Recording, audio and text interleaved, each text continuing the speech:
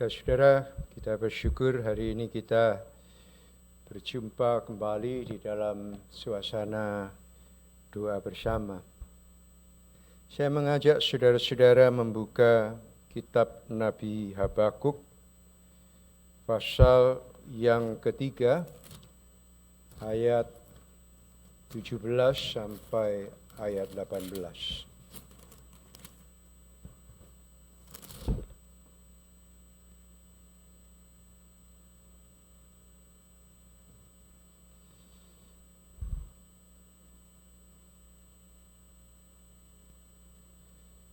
Kitab Habakuk, pasalnya yang ketiga, ayat 17 sampai dengan ayat 19.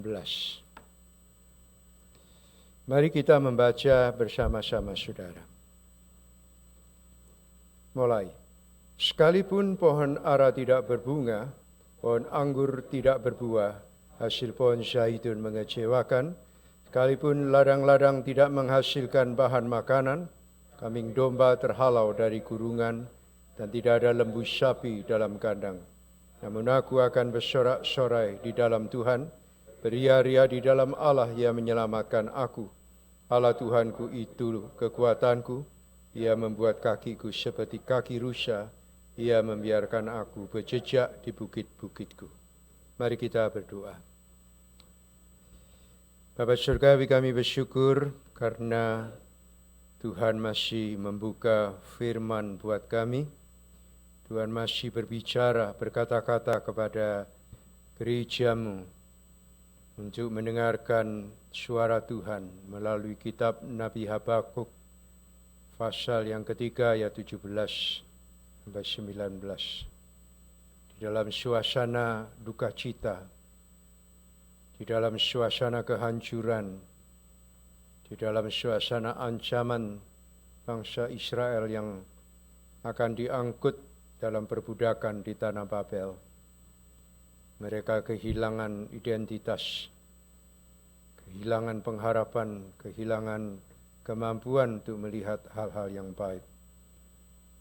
Tetapi Roh Kudus membuka, mencelikkan mata rohani Habakuk. Walaupun banyak hal yang pahit, banyak hal yang runtuh, tetapi Tuhan tetap bekerja di dalam kehidupan umat-Nya. Inilah yang hendak kami renungkan bersama-sama. Kiranya Tuhan memberkatinya. Di dalam nama Tuhan Yesus kami berdoa. Amin. Nah, saudara-saudara, kalau kita memperhatikan ayat-ayat yang sudah kita baca itu, maka kita akan menarik pelajaran dari kehidupan pada zaman kita yang hampir semua ukuran keberhasilan itu diukur dari apa yang kita miliki.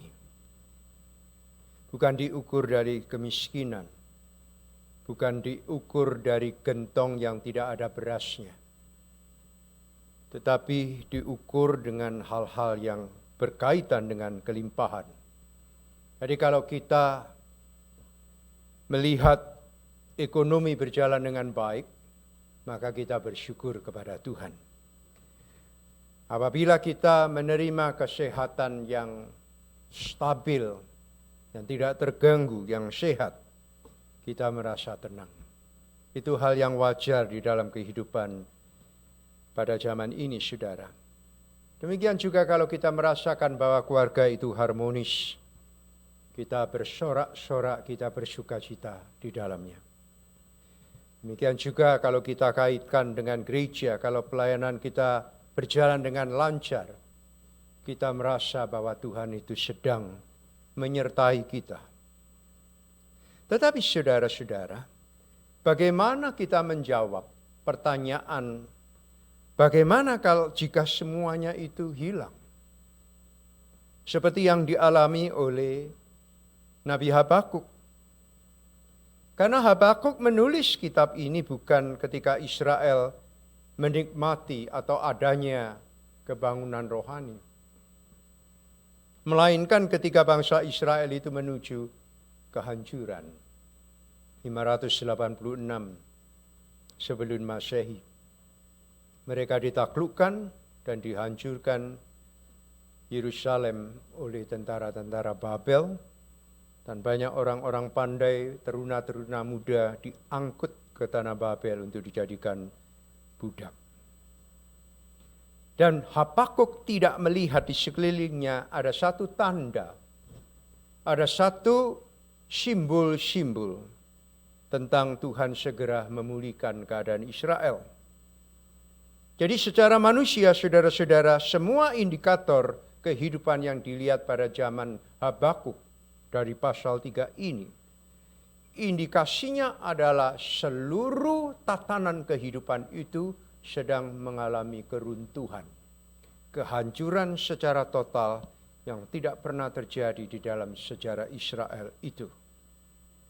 Tetapi yang luar biasa, ayat 13 itu ayat 17 itu dibuka dengan kata sekalipun, atau dalam bahasa Ibrani itu dibuka dengan kata yang khusus yang disebut ki. Ki itu berarti memang dalam bahasa Indonesia sekalipun atau walaupun.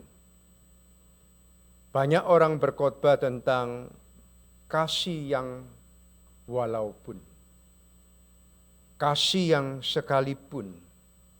Tetapi di sini lebih dalam, saudara-saudara, kata walaupun atau sekalipun yang direpresentasikan dengan kata bahasa Ibrani ki, itu menyatakan bahwa iman sejati itu hidup bukan karena keadaan di sekelilingnya itu baik. Jadi iman sejati itu bukan hanya hidup di tengah-tengah atau dirusnya air hujan, berkat-berkat Tuhan yang besar. Iman sejati tidak hidup walaupun keadaan itu semakin memburuk. Bukan hanya sekedar buruk, tetapi iman sejati itu bertumbuh, hidup, walaupun situasinya semakin terpuruk, semakin tidak jelas, semakin mengalami kehancuran secara frontal. Oleh sebab itu kita akan memikirkan beberapa hal penting, saudara. Pelan-pelan saja ya. Yang pertama ialah sekalipun pohon ara tidak berbunga, Tuhan tidak pernah berhenti bekerja. Sekali lagi, sekalipun pohon ara tidak berbunga, Tuhan tidak pernah berhenti bekerja. Bagi sebagian kita, saudara, pohon ara itu hanya sekedar buah. Tetapi bagi orang Israel, pohon ara itu melambangkan keamanan yang continuity yang diberikan oleh Tuhan. Pohon ara itu juga melambangkan damai di dalam perjanjian. Pohon ara itu melambangkan kelimpahan hidup, kesehatan keluarga, dan juga istirahat atau rest yang dijanjikan oleh Tuhan. Jadi kalau pohon ara itu didapati tidak berbunga, saudara, melambangkan bahwa keamanan di Israel itu tidak bisa dilihat, tidak bisa dinikmati lagi. Kesehatan di dalam rumah tangga itu hancur total, saudara-saudara, karena tidak ada supply makanan yang cukup, tidak ada supply obat-obatan yang cukup, bahkan tidak memiliki supply air bersih untuk mereka meneruskan kehidupannya. Jadi dari segi kesehatan, keluarga itu seolah-olah sudah dicabut dari kehidupan orang-orang Israel, sehingga mereka kehilangan damai sejahtera yang seharusnya terus-menerus ada di dalam hubungan perjanjian dengan Tuhan. Dan mereka letih lesu, berbeban berat, dan hidupnya itu semakin lama semakin tidak bisa dinikmati. Oleh sebab itu, saudara-saudara, dikatakan sekalipun pohon ara tidak berbunga, tidak menghasilkan bunga. Yang artinya apa, saudara-saudara? Iman orang Kristen, iman orang percaya, tidak seharusnya itu berpaut atau berdiri di atas sesuatu yang selama ini kita harapkan terus terjadi. Misalkan kalau kesehatan kita runtuh, maka kita kehilangan iman. Saya mengalami sendiri, saudara, sebagai hamba Tuhan.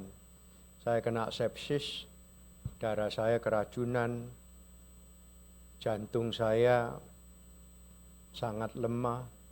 Dan kemarin dulu baru saya tahu, kardiologis itu mengatakan, kamu tahu enggak, pada saat kamu dilarikan ke ICU, your heart itu critically weak, sangat lemah.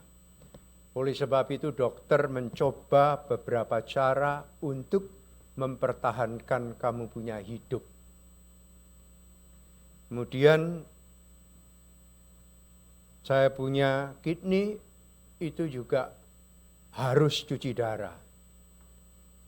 Kemudian saya punya liver juga mengalami inflamed yang serius. Gallbladder-nya berlubang sehingga mengeluarkan racun terus-menerus dan diikuti dengan saya kena bakteri E. coli. Sehingga dokter ngomong sama istri saya, sama Siska, pada waktu Siska itu ada di situ. Mereka tanya bagaimana keadaannya. Dokter mengatakan very serious, severe pain. Ya, kita hanya berusaha. Dalam keadaan seperti itu, saudara-saudara, saya tidak mendengar apa-apa. Tetapi saya yang seharusnya berada di rumah sakit 12 hari, dokter mengatakan pemulihan saya ini bisa berbulan-bulan oleh karena sepsis itu menghantam seluruh organ-organ tubuh yang ada di dalam. Tetapi setelah tiga hari atau 4 malam gitu ya, ternyata jantung saya pulih.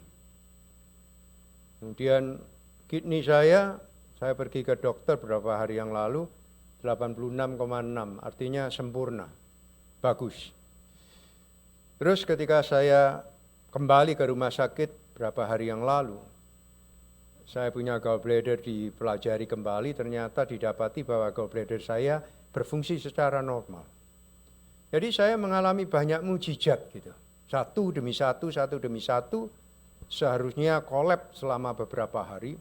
Kalau telat 1 sampai 3 jam, dokter mengatakan multi-organ shutdown. Jadi seluruh organ tubuh ini shutdown, artinya saya tidak tertolong lagi. Tapi saya mengalami hal itu, saudara. Tetapi sekali lagi iman tidak bertumpu kepada kondisi kesehatan. Iman tidak bertumpu kepada prognosis dari hospital yang mengatakan ini dan itu. Iman tidak bertumpu dari hasil dari CT scan, hasil dari MRI dan sebagainya. Tidak bertumpu juga kepada obat-obatan yang kita minum. Tapi iman itu bertumpu kepada Tuhan yang memberi dan memiliki kuasa untuk mengambil hidup itu sendiri. Walaupun keadaannya paling serius, paling kritikal, paling severe yang saudara alami di dalam kehidupan ini, saudara jatuh miskin sampai tidak memiliki apa-apa.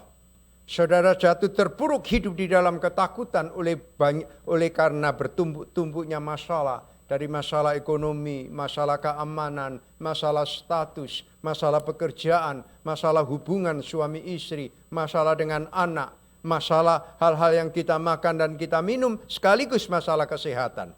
Kalau sampai iman kita ini bertumbuh kepada hal-hal yang demikian ini, saudara, kita akan kehilangan pengharapan total.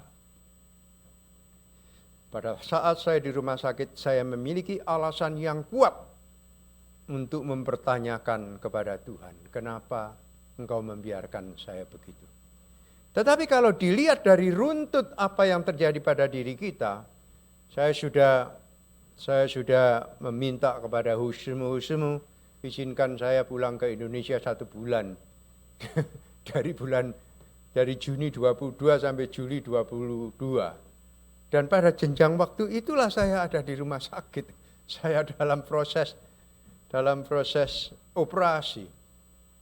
Coba kalau terjadi itu di Indonesia. Waduh, celakalah saya, betul ya, celakalah saya.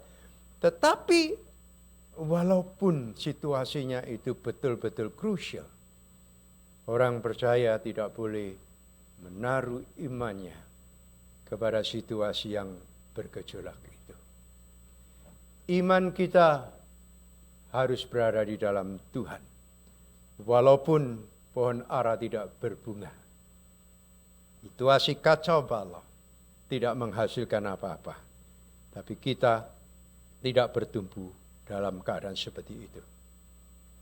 Kemudian yang kedua, kita soal pohon ara itu banyak diceritakan di dalam Alkitab. Yang menggambarkan kehidupan yang aman, pemerintahan Allah, damai sejahtera, perlindungan Tuhan. Jadi banyak orang, nabi-nabi itu dikatakan, oh Abraham sedang duduk-duduk di bawah pohon ara. Kemudian kitab Yesaya juga mengatakan pohon ara itu mulai menghasilkan buahnya. Jadi artinya ada kedamaian, ada keamanan. Pemerintahan Allah tetap berlangsung. Damai sejahtera Allah tetap diberikan. Walaupun kita tidak memiliki kemampuan untuk melihat pohon ara itu menghasilkan bunga. Sekali lagi bukan berarti Allah itu berhenti untuk tidak menolong pohon ara itu menghasilkan bunga. Karena di dalam Pengkhotbah pasal 3 ayat 11 itu mengatakan Allah akan membuat segala sesuatu indah pada waktunya. Pada waktunya ini berhubungan dengan waktu segala sesuatu itu. Kalau segala sesuatu itu kita gantikan dengan pohon ara. Pada saat pohon ara tidak berbunga. Bukan berarti Tuhan Allah tidak berhenti bekerja. Tidak. Allah sedang terus melaksanakan pekerjaannya. Pekerjaan yang pada awal sampai pada akhirnya itu tidak dimengerti oleh manusia. Tetapi Allah tidak berhenti untuk membingkai hidup kita. Untuk menenun hidup kita. Untuk merendah kehidupan kita. Dan Allah terus memintal keindahan bunga daripada pohon ara itu. Sehingga pohon ara itu akan menghasilkan bunga kembali pada waktunya. Dan kita melihat ini, kedaulatan Allah dan pemerintahan Allah itu tidak bisa dihentikan oleh hal-hal yang paling severe, hal-hal yang paling destruktif sekalipun. Kedaulatan Allah dan rencana Allah tidak bisa dibatalkan oleh hal itu. Pohon ara itu adalah makanan utama, adalah obat, disimpan di gudang kerajaan dan menjadi sumber perdagangan. Kalau semuanya itu hancur, saudara, maka orang yang tidak memiliki iman kepada Tuhan, hidupnya juga runtuh. Bersamaan dengan hancurnya ekonomi, saat itulah hidup mereka juga hancur. Bapak saya adalah seorang pedagang yang berdagang bertahun-tahun, tetapi ketika bisnisnya itu dihantam oleh tsunami, Bapak saya juga kolap seperti dihantam tsunami dari dalam. Dia mengunci kamarnya, dia tinggal di situ bertahun-tahun, hanya keluar kalau makan atau ke kamar mandi, tidak pernah berbicara dengan siapapun juga. Bertahun-tahun hidup dengan menutup mulut dan tidak berhubungan dengan orang lain. Dan Bapak saya tidak memiliki iman kepada Yesus. Sampai akhirnya terkena kanker paru-paru. Dan Bapak saya diinjili oleh adik saya sehingga dia bertobat. Dan saat itulah dia berjumpa dengan Kristus Yesus. Nah, saat orang-orang itu kehilangan, menaruh hidupnya kepada apa yang dia miliki. Maka begitu apa yang dia miliki itu hilang, maka segala sesuatu pun akan hilang dari hidupnya. Oleh sebab itu sebagai orang percaya, saudara-saudara, jangan menaruh iman kepada hal-hal yang sementara, angin sepoi-sepoi, tidak ada badai. Jangan menaruh iman kepada kesehatan yang saudara harapkan terus berlangsung dengan baik. Beberapa hari yang lalu ada seorang pebasket temannya Joyo, anaknya Mary Kitchen, meninggal dunia, umur 48. Seminggu sebelumnya, seorang temannya dia juga ada di dalam tim klub daripada basketball itu juga, meninggal dunia pada saat setelah main, istirahat, begitu istirahat, kolap, meninggal dunia. Saudara, kita tidak bisa menaruh iman kita kepada hal-hal yang selalu berubah dalam hidup. Kesehatan berubah, ekonomi berubah, teman berubah, situasi dalam keluarga berubah. Hanya satu yang tidak berubah, Kristus Yesus dan firman-Nya. Taruhlah iman itu dengan tanpa ragu-ragu kepada Tuhan. Karena Tuhan tidak pernah mengecewakan saudara. Yang berikutnya ialah, banyak orang berpikir saya kehilangan pekerjaan berarti Tuhan meninggalkan saya. Tidak betul itu. Saya kehilangan kesehatan berarti Tuhan tidak mengasihi saya. Salah pemikiran seperti itu saudara. Saya kehilangan pelayanan berarti Tuhan tidak mau memakai saya lagi. Juga bukan begitu. Kebenaran yang besar ialah musim tandus, musim tidak menuai, bukan akhir daripada cerita hidup kita. Kadang-kadang Tuhan membiarkan pohon ara berhenti berbunga, supaya akar iman kita bertumbuh lebih dalam daripada akar kenikmatan, entertainment, kelanggengan apa yang kita miliki. Yang kedua, saudara-saudara, ayat yang sama. Sekalipun pohon anggur tidak berbuah, kita tetap hidup karena Kristus adalah pokok anggur yang sejati. Ya, anggur ini melambangkan apa saudara? Anggur ini melambangkan sukacita.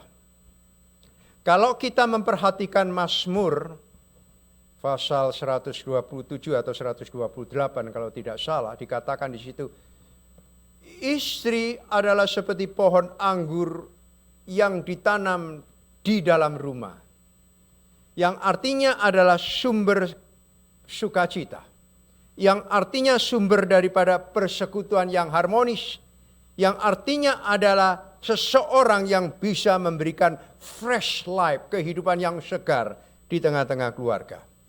Jadi kalau Habakuk itu melihat bahwa pohon anggur itu tidak berbuah saudara-saudara, berarti dia melihat bahwa kehidupan Israel itu sudah kehilangan sukacita, kehilangan kebahagiaan, kehilangan persekutuan dengan Yahweh yang telah melepaskan mereka dari perbudakan Mesir, sehingga hidup mereka rasanya itu sudah tidak memiliki arti sama sekali. Oleh sebab itu, Habakuk mengatakan kepada banyak orang, sekalipun pohon anggur tidak berbuah, belajarlah apa yang dikatakan oleh firman Tuhan dan belajarlah dari firman Allah itu sendiri.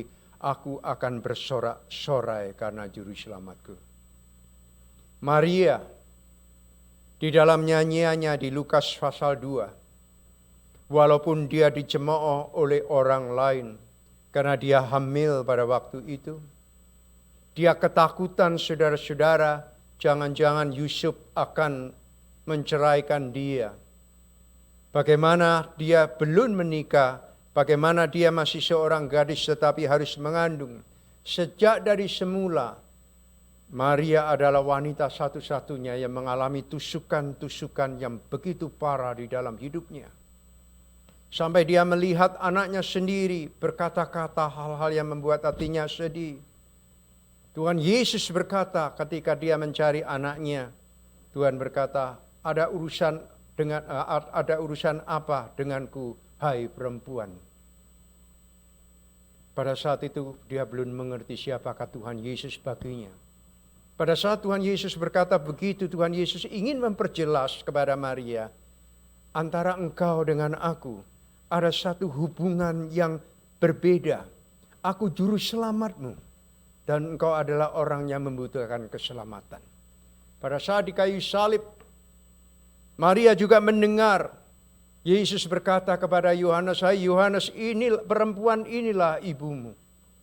Dan dia melihat anak yang dia kasihi itu mengucurkan darahnya, dihina, diludahi, dicambuk, begitu menderita di bawah gantungan sinar matahari yang terik di atas kayu salib.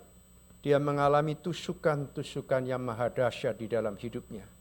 Tetapi apa kata Maria? Sekalipun pohon anggur tidak berbuah, yang artinya ialah, sekalipun aku menerima penderitaan seperti ini, tercapik-capik batinku. Apa yang dikatakan oleh Maria? Aku akan bersuka cita oleh karena juru selamatku. Walaupun pohon anggur tidak berbuah, asalkan kita ini tetap tinggal pada pokoknya, kita memiliki alasan untuk bersuka cita. Sekalipun engkau kehilangan karier hidupmu, sekalipun luluh lantak kesehatanmu, sekalipun relasi hidupmu dengan keluarga, dengan orang-orang yang ada di dalam gereja dan lingkunganmu, sekalipun tabunganmu mulai habis, sekalipun pelayananmu itu tidak dihargai oleh orang lain, sekalipun keberhasilan rohani itu yang engkau pupuk sepanjang hidupmu itu tidak pernah dilirik oleh orang lain, tidak pernah dilirik oleh gereja. Artinya engkau tidak pernah menghasilkan buah. Tetapi selama kita tetap tinggal di dalam pokoknya, Tuhan Yesus mengatakan, barang siapa yang tinggal di dalam aku, dia akan berbuah banyak. Ranting tidak bisa menghasilkan anggur itu sendiri. Artinya, ranting tidak bisa hidup independently. Seperti kita, saudara-saudara. Walaupun kita memiliki segala sesuatu. Tubuh sempurna, ekonomi bagus, semuanya bagus. Tetapi bukan berarti saudara sudah hidup secara independen. Kalau saudara mengatakan bahwa saudara hidup secara independen, ingatlah bahwa engkau adalah sebuah ranting yang kecil. Pada saat engkau tidak memiliki persekutuan atau tidak memiliki tinggal di dalam Kristus, maka ranting itu memang pertama-tama hijau. Ketika terlepas daripada pokoknya, bunga masih melekat di situ, buah masih ada di situ. Warna daripada ranting itu tetap berwarna hijau. Tetapi makin lama yang terjadi ialah satu, bunga mulai rontok. Yang kedua, buah menjadi kisut, kemudian jatuh dan menjadi busuk. Dan yang terakhir ialah ranting itu menjadi kering. Jadi artinya apa saudara-saudara? Yang terpenting bukan pohon anggur itu menghasilkan buah. Yang terpenting di sini yang perlu kita soroti, yang perlu kita garis bawahi, apakah pohon anggur itu masih memiliki ranting-ranting atau cabang-cabang yang tetap melekat atau tinggal pada pokoknya. Selama Israel tinggal di dalam kehidupan Yahweh, selama Israel tetap hidup kudus dan bertobat di dalam sanctuary of the Lord, selama Israel itu hidup untuk menghasilkan buah-buah pertobatan dan hidup di dalam kesucian, mereka tinggal di dalam kehidupan Yahweh itu sendiri, mereka akan terus hidup dengan baik. Demikian juga dengan orang percaya. Walaupun apa yang terjadi di dalam sekitar kita, asal kita tetap tinggal di dalam pokoknya, pada momentum yang ditetapkan oleh Tuhan, selain kita terus hidup dengan segar dan baik, pada waktunya kita akan menghasilkan buah. Dan buah inilah yang membawa kita kepada sukacita surgawi. Jadi sukacita surgawi tidak akan pernah dapat kita rasakan kalau kita hidup di luar Kristus.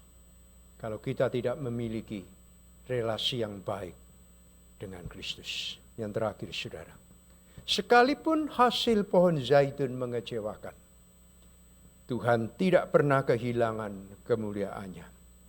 Pohon zaitun itu adalah satu minyak dipakai untuk menghasilkan minyak, untuk mengurapi imam, untuk mengurapi raja, menerangi lampu-lampu di bait suci dengan minyaknya.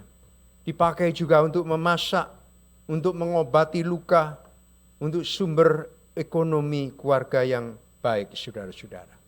Jadi betapa penting peran daripada pohon zaitun ini, saudara. Tetapi kalau pohon zaitun itu gagal untuk dituai, artinya apa, saudara-saudara? Pada saat itu orang Israel kehilangan kehidupan di dalam rumah tangga. Mereka tidak bisa memasak, mereka tidak bisa mengobati yang luka, mereka tidak bisa mengurapi anak-anaknya yang sedang sakit dengan minyak zaitun. Artinya kehidupan keluarga terkoyak. Tidak ada sesuatu yang bisa menopang lagi. Kemudian ekonomi. Pohon zaitun itu adalah roda ekonomi dari keluarga-keluarga. Karena setiap rumah tangga itu selalu menanam pohon zaitun di pekarangannya. Untuk terus menjalankan roda ekonomi dengan baik. Kalau itu tidak menghasilkan buah gagal panen, artinya ialah hidup keluarga orang Israel itu tidak mengalami berkat-berkat dari Tuhan. Tidak ada keindahan, tidak ada kehormatan, kehilangan pengharapan, dan lambang daripada hilangnya penyertaan Tuhan di dalam hidup keluarga. Nah, dalam situasi seperti ini, saudara, kita melihat walaupun pohon zaitun mengecewakan, banyak pekerjaan mengecewakan, saudara. Banyak sumber-sumber yang melambangkan Tuhan menyertai saya. Tetapi enak-enak kita setir mobil, ditabrak orang dari belakang sampai mencetat hancur. Kita kaget semuanya itu. Dan kita merasa bahwa kita kehilangan penyertaan Tuhan. Jadi sekarang ini banyak keluarga mengalami rumah masih berdiri, tetapi damainya hilang pada saat ini. Pernikahan masih ada, tetapi kasih sayang di dalamnya hilang. Pelayanan masih berjalan, tetapi sukacita untuk melayani itu hilang. Tetapi saudara-saudara, Habakuk mengingatkan, sekalipun segala sesuatu yang saudara anggap mulia, agung, sedap, enak didengar, yang saudara anggap itu sumber dari kekuatan saudara, semuanya itu mengecewakan. Yang tersisa adalah air mata. Yang tersisa adalah rasa yang tidak enak di dalam batin kita ini. Hal yang paling parah dalam kehidupan kita yang acap kali membuat orang itu kehilangan kehangatan karena dikecewakan. Banyak orang meninggalkan gereja karena kecewa. Banyak orang menyangkal Tuhan bukan karena dia tidak mengerti iman Kristen, karena kecewa. Banyak orang melihat orang-orang gereja itu seperti Yudas Iskariot yang seolah-olah perhatian kepada fakir miskin, yang seolah-olah mencintai rumah Tuhan, tetapi sebetulnya di dalam lubuk hatinya itu dia lebih mencintai uang. Lebih mencintai uang. Dan banyak orang di luar gereja itu juga melihat begitu banyak orang Kristen lebih mencintai Tuhan daripada lebih banyak mencintai dunia daripada mencintai Tuhan. Dari sini kita tahu, saudara-saudara, banyak hal-hal di sekeliling kehidupan kita ini mengecewakan. Tapi firman Tuhan hari ini mengatakan, sekalipun pohon ara tidak berbunga,